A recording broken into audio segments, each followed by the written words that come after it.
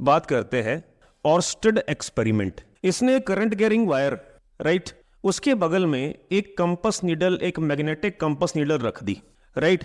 तो जब उसने इसके बगल में रखी तो उसने अचानक देखा कि ये तो डिफ्लेक्ट हो रही है पर्टिकुलर डायरेक्शन में। अब वो किस तरफ जा रही है, नीचे आ रही है, ऊपर जा रही है, वो बात की बातें हैं। तो उसने इसकी डिफ्लेक्शन ऑब्जर्व की।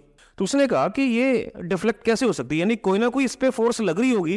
तो उन्होंने ये देखा कि करंट कैरिंग वायर अपने आसपास कुछ ना कुछ तो जाल बिछा रही है, कि कोई ना कोई इस वायर के आसपास फील्ड है, उस फील्ड को उसने मैग्नेटिक फील्ड नाम दिया है, राइट। तो इस तरह से ऑर्स्टेड एक्सपेरिमेंट मैग्नेटिक फील्ड की डिस्कवरी के बारे में बात कर रही है। उस एक्सपेरिमेंट के बाद कुछ कंक्लूजन्स हुई, ठीक है, जिस कंक्लूजन से हम बायट-सैवर्ट्स लॉ पढ़ते हैं, बायट-सैवर्ट्स लॉ।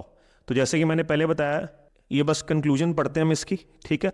ये कहता है कोई भी आर्बिट्रेरी शेप वायर है, एनी शेप, उसमें अगर आई करंट फ्लो कर रहा है तो उस वायर का जो छोटा एलिमेंट लोगे आप, तो इस वायर के बहुत छोटे छोटे एलिमेंट होंगे जो कि स्ट्रेट पोर्शन ही कहलाएंगे। कोई छोटी चीज को हम सीधा मान ही सकते हैं, ठीक है। तो उसमें से एक स्ट्रेट, एक तरह से छोटी वायर बन गई स्ट्रेट ए बी। तो इस छोटे से हिस्से में भी करंट आई फ्लो करेगा, लेकिन इसकी लेंथ हम डीएल मान लेते हैं, डीएल वेक्टर। तो हम ये याद रखें, जब मैं आई को डीएल के साथ लिख देता हूं, जब आई को डीएल के साथ लिख देता हूं, इसको कहते हैं करंट एलिमेंट। तो याद रखें, करंट एलिमेंट एक वेक्टर है, करंट एलिमेंट एक वेक्टर है, लेकिन करंट एक स्केलर है। तो आई रिपीट, करंट एक स्केलर है, करंट एलिमेंट एक वेक्टर है। तो हम जब बायट-सैवर्ट्स लॉ की बात करते हैं, बायट-सैवर्ट्स लॉ कहता है किसी भी शेप ऑफ वायर का कोई छोटे से छोटा पोर्शन डीएल लेंथ का, अगर उसको आई से मल्टीप्लाई कर दें तो वो करंट एलिमेंट बन जाता है। वो छोटे करंट एलिमेंट आइडियल वेक्टर के कारण स्पेस में मैग्नेटिक फील्ड प्रोड्यूस होती है, that is small magnetic field dB vector. वो मैग्नेटिक फील्ड किस किस चीज पे डिपेंड करती है, वो सीधा सीधा रिजल्ट याद रखना है। मान लीजिए स्पेस पे ये पॉइंट है और ये एलिमेंट से पी तक का जो वेक्टर है that is position vector R, element से पी तक का वेक्टर, और इस आर वेक्टर और एलिमेंट यानी आइडियल के बीच का जो एंगल है दैट इज थीटा। तो याद रखें, theta it is the angle between I D L vector and R vector, ठीक है, ये याद रखें। तो कहता है कि ये जो वेक्टर फॉर्म में फॉर्मूला आया, ये कुछ फैक्टर्स पर डिपेंड, या सीधा फॉर्मूला लिखता हूं, DB vector is equal to mu naught upon 4 by ideal vector cross R vector by R cube. This is the formula of vector form.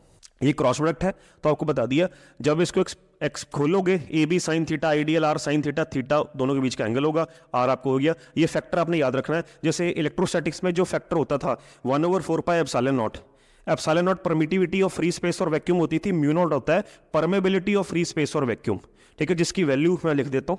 Mu naught की वैल्यू होती है 4 पाई इंटू 10⁻⁻⁷, या हम कह सकते हैं म्यू नॉट ओवर 4 पाई की value होती है 10⁻⁷। तो ये डाल सकते हैं ऐसा ही यूनिट में, ठीक है। तो ये अगर इसको हम इसका मॉड निकालेंगे, मॉड या तो ऐसे लिखोगे आप, या आप सिंपल लिख सकते हो डीबी बिना वेक्टर के, याद रखें, ठीक है। ये मॉड हो गया। तो जब इसको एक्सपेंड करोगे तो it will be I D L R sine theta upon R cube, ये आर इससे कैंसिल हो जाएगा, तो this will become mu naught over 4 पाई।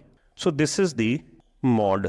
तो न्यूमेरिकल्स के लिए आप दोनों फॉर्मूले डिपेंडिंग सिचुएशन निकाल सकते हो। तो ये बायट-सैवर्ट्स लॉ है, किसी छोटे से करंट एलिमेंट के कारण स्पेस पे जो मैग्नेटिक फील्ड प्रोड्यूस होती है। डायरेक्शन निकालने के लिए बहुत तरीके हैं। एक तो क्रॉस प्रोडक्ट का तरीका है, हमने वेक्टर्स में पढ़ा था, तो पहले वो बता देता हूँ। क्रॉस प्रोडक्ट का क्या तरीका है कि ये देखिए, क्रॉस प्रोडक्ट को देखिए आप, जितने भी क्रॉस प्रोडक्ट के फॉर्मूले हैं ना, वो क्लॉक राइट हैंड रूल से क्लॉकवाइज या एंटी क्लॉकवाइज देखने से सॉल्व हो जाते हैं।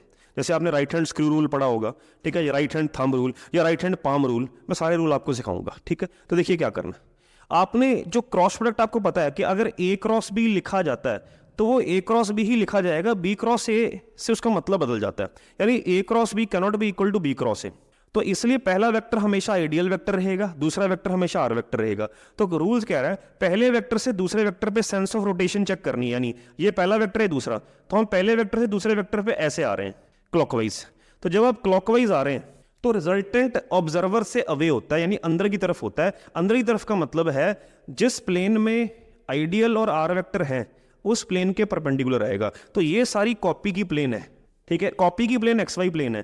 तो आइडियल वेक्टर और R vector X Y plane में पड़ा है, राइट। तो इसका मतलब मैग्नेटिक फील्ड का आंसर ना ही एक्स में आ सकता है ना ही वाई में आ सकता है, ना ही -x में आ सकता है ना ही -y में आ सकता है। तो दो ऑप्शन बची, या तो z में होगा या -z में होगा।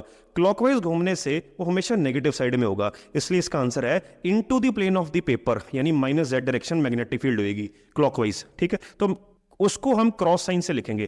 क्रॉस साइन का मतलब है माइनस के कैप, अगर स्टैंडर्ड प्लेन हमने एक्स वाई प्लेन मानी है कॉपी की, ठीक है प्यारे बच्चों। तो पहले वेक्टर से दूसरे वेक्टर जाने पर अगर क्लॉकवाइज रोटेशन है तो रिजल्टेंट हमेशा नेगेटिव साइड पे आएगा, राइट। अगर एंटी क्लॉकवाइज रोटेशन हमेशा रिजल्टेंट आपका पॉजिटिव साइड पे आएगा, ठीक है। ये तो चेक करना ही है। तो प्लस ये भी चेक करना है जिस प्लेन में आइडियल वेक्टर और आर वेक्टर है उस प्लेन में फील्ड नहीं हो सकती। यानी अगर आइडियल वेक्टर और R vector Y Z plane में है तो ना फील्ड वाई में होगी, ना जेड में होगी, ना माइनस वाई में, ना माइनस जेड में। तो कहाँ पे आएगी, या एक्स में या माइनस एक्स में। पॉजिटिव साइड में कब आएगी, जब रोटेशन पहले वेक्टर से दूसरे वेक्टर एंटी क्लॉकवाइज बनेगी, अदरवाइज नेगेटिव साइड में आएगी। I hope it is clear. चलिए डायरेक्शन बता दी। अब दूसरा रूल क्या है, राइट हैंड पाम रूल या राइट हैंड थंब रूल।